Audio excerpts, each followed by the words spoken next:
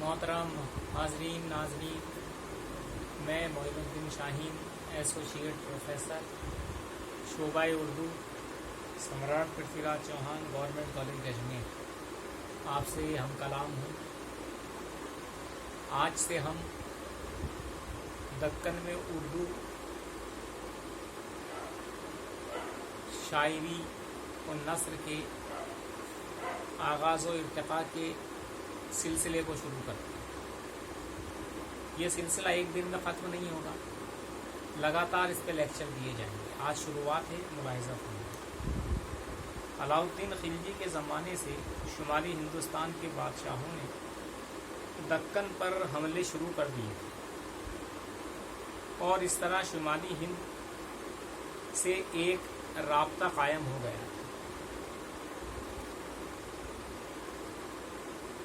1329 ہجری میں محمد تغلق نے دیوگری کو اپنا دارالسلطنت بنایا اور شمالی ہندوستان کے لوگ جوک در جوک دکن آنے لگے۔ اہل دکن اور شمالی ہند کے باشندوں کے میل ملاپ سے زبان ہندوی یعنی قدیم اردو وجود میں آئی، جسے دکنی اردو بھی کہا جاتا ہے۔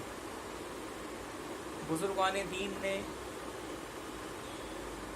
اسی دکنی زبان میں رشد و ہدایت کا کام کیا اور اس طرح سے زبان کو مقبولیت حاصل ہونی شروع ہو گئی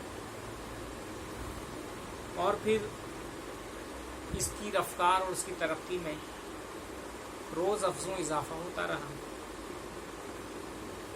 اور اس زبان میں تحریری کام بھی کیا جانے لگا، شاعری بھی کی جانے لگی، مذہبی رسائل، قصے، کہانی، داستانی، یہ سب اس زبان میں وجود میں آنے لگی۔ یہ رابطے کی زبان بنی۔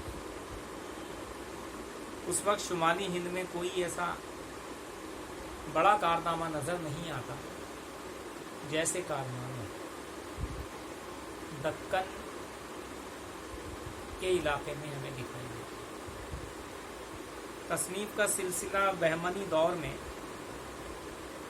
شروع ہوتا ہے اور حضرت خواجہ بندہ نواز گیس الدراز، جو بذات خود ایک صوفی بزرگ تھے، انہوں نے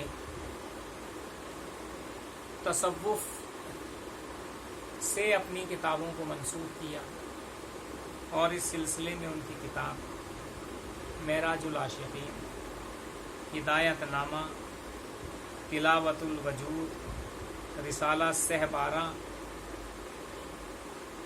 یہ سب کے سب منظر عام پہ آتے ہیں۔ لیکن اس زمانے میں زبان اتنی صاف ستھری نہیں ہوئی تھی جتنی صاف ستھری زبان آج ہم پڑھ رہے ہیں، لیکن ان بزرگوں نے اپنے تئیں جو کوشش و کاوش انجام دی، ہم اس کو نظر انداز نہیں کر سکتے۔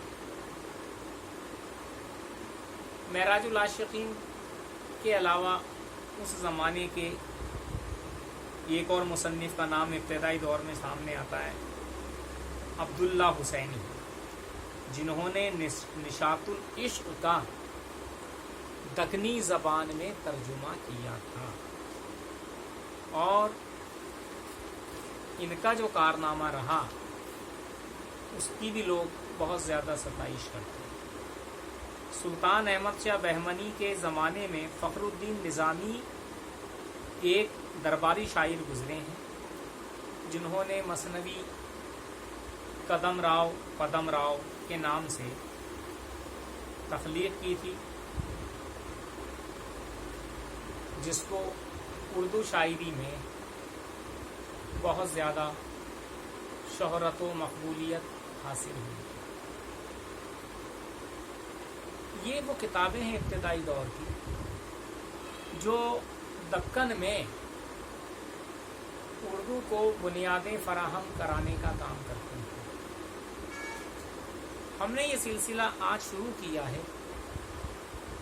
اور یہ سلسلہ آنے والے کئی لیکچرز میں بدستور جاری رہے گا، اس لیے آج کے سلسلے کو ہم یہی منقطع کرتے ہیں. کل آج سے آگے کی گفتگو کی جائے گی.